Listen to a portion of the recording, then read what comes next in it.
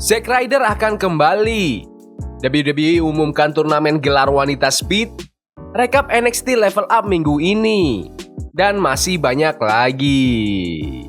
Selamat datang di Extra News, di mana kita akan bahas berita-berita terkini tentang WWE. Sebelum kita lanjut, aku pengen kalian like dan share video ini ke teman-teman kalian yang suka WWE. Dan jangan lupa subscribe, soalnya channel ini upload video berita setiap hari. Zack Ryder akan kembali wuh. Matt Cardona, atau dulunya dikenal dengan Zack Ryder, ingin mengakhiri karirnya di WWE. WWE memutus kontrak Cardona di tahun 2020 dalam gelombang PHK besar-besaran.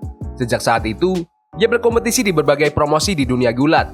Meski belum kembali ke WWE, berita bahwa istrinya, Chelsea Green, telah bergabung dengan WWE terus memunculkan spekulasi bahwa Cardona mungkin akan mengikuti jejaknya.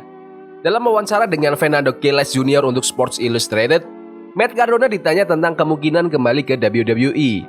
Sekarang, tahun 2024, setelah 4 tahun keluar dari WWE, jujur aku merasa lebih dekat dengan gelar dunia WWE dibanding saat aku masih bekerja di WWE. Aku bangga menjadi Indie God. Aku bangga menjadi wajah dari GCW. Tapi ketika semua ini berakhir, aku ingin mengakhiri karirku di WWE. Aku ingin punya momen WrestleMania lagi. Aku ingin tampil di Madison Square Garden, tapi sebagai Matt Cardona. Zack Ryder itu udah mati. Aku sangat berterima kasih pada Zack Ryder untuk semua hal baik dan buruk yang terjadi, karena itu yang mempersiapkan aku untuk ini. Cardona sedang absen karena cedera, tapi dia akan kembali bertanding di GCW Homecoming Night 2. Menurut kalian, apakah kalian ingin Matt Cardona kembali ke WWE? Komen di bawah. LA Knight ingin jadi US Champion terlama. LA Knight punya tujuan tinggi untuk masa pertamanya sebagai juara United States WWE. Superstar SmackDown, LA Knight baru-baru ini ikut serta dalam Fanatic Fest NYC. Saat ditanya apakah dia memiliki lawan impian yang ingin dia hadapi untuk mempertahankan United States Championship barunya, LA Knight mengatakan bahwa dia tidak khawatir tentang lawan impian. Dia lebih peduli tentang memiliki range rekor gelar. Aku gak khawatir soal lawan impian. Aku khawatir tentang mempertahankan kejuaraan ini. Semua orang lagi bikin reign rekor akhir-akhir ini kan. Aku harus bikin reign rekor di titik ini. Logan Paul hampir 1 tahun, 260-an hari.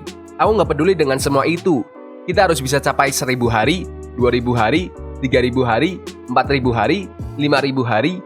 Mungkin kita bisa capai 1.000.000 hari. Aku gak khawatir soal lawan impian. Aku cuma khawatir soal mimpi mempertahankan reign selamanya.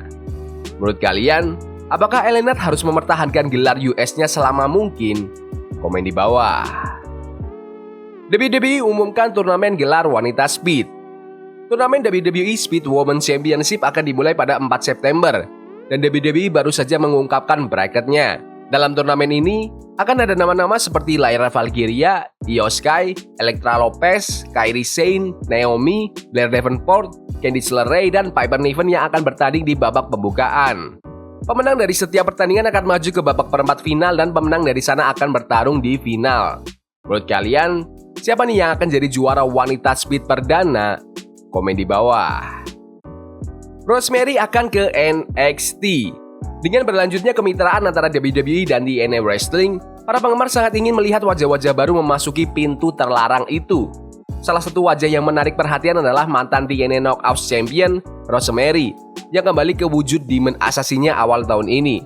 Dalam wawancara terbaru dengan Stephanie Fengkong untuk 3W Wrestling, Rosemary ditanya tentang kemungkinan menyebarkan kegelapannya ke NXT sebagai bagian dari kolaborasi TNA dengan brand tersebut. Apakah mereka bisa menghadapinya? Apakah mereka pernah melihat kegelapan sejati sejak The Undertaker benar-benar menyebabkan kekacauan di sana? Apakah mereka benar-benar melihat entitas yang diizinkan melepaskan jenis kekacauan seperti itu?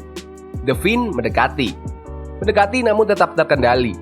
Andai saja mereka membiarkan diri mereka didekap oleh kegelapan, hanya sesaat.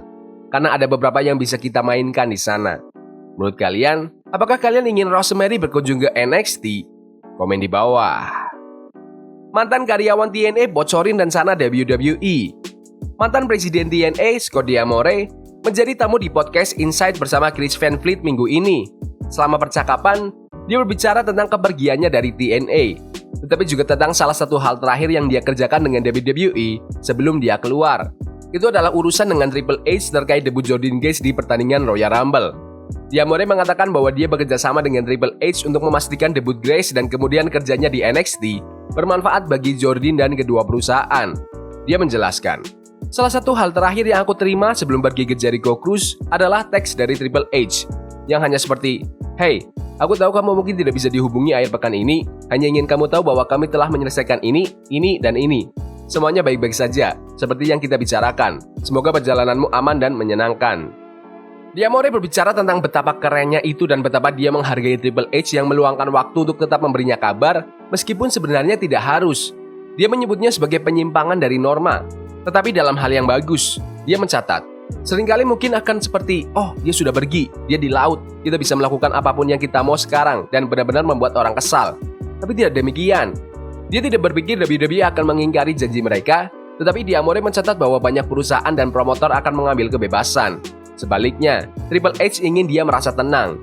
D'Amore mengatakan, tapi bahkan hanya meluangkan waktu ketika kamu sangat sibuk untuk berkata, "Hey, aku tahu dia mungkin tidak bisa dihubungi selama beberapa hari.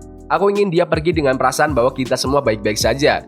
Semua hal yang telah kita sepakati beres, selesai, kamu akan sangat senang dengan itu. Dan aku memang senang."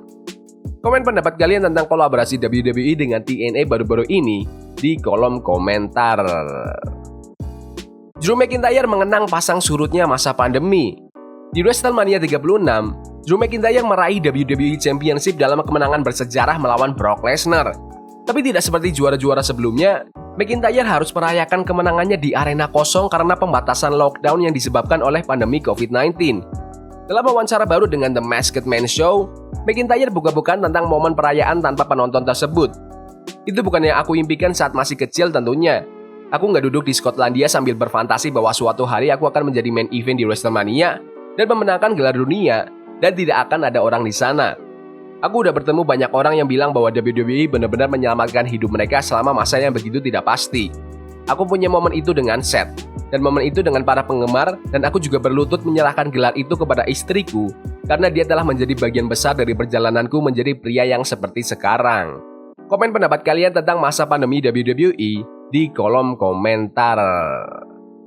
Rekap NXT Level Up tanggal 24 Agustus 2024 waktu Indonesia. Jasmine kalahkan Danny Palmer.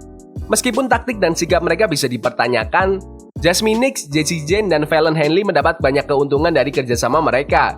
Dibantu oleh rekan-rekannya, Jasmine menunjukkan sikap sinis kepada Palmer yang penuh semangat. Ia tampil dengan lincah di ring dalam pertandingan pertamanya setelah cedera selama 7 bulan.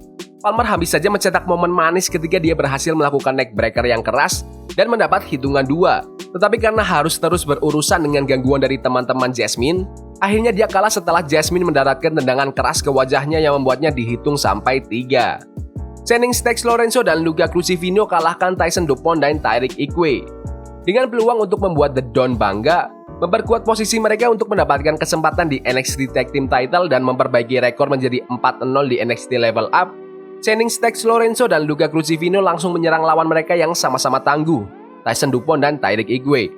Setelah mengendalikan sebagian besar pertandingan dengan mengisolasi Stacks, Dupont dan Ickway hampir menang dengan Heartstopper pada Crucifino, tapi Stacks berhasil memutuskan hitungan 3 tepat pada waktunya. Meski harus berjuang dengan lutut yang tampaknya cedera, Stacks berhasil membuat tag krusial ke Crucifino, dan mereka berdua berhasil melakukan double team facebreaker pada Dupont untuk meraih kemenangan. Menurut kalian gimana episode NXT Level Up minggu ini? Bagus? Gak bagus? Komen di kolom komentar. Jadi gitu aja video berita hari ini. Jangan lupa like dan subscribe ke channel ini karena aku pengen 6.000 subscriber di bulan ini. Tolong bantu. Yes boy. See you.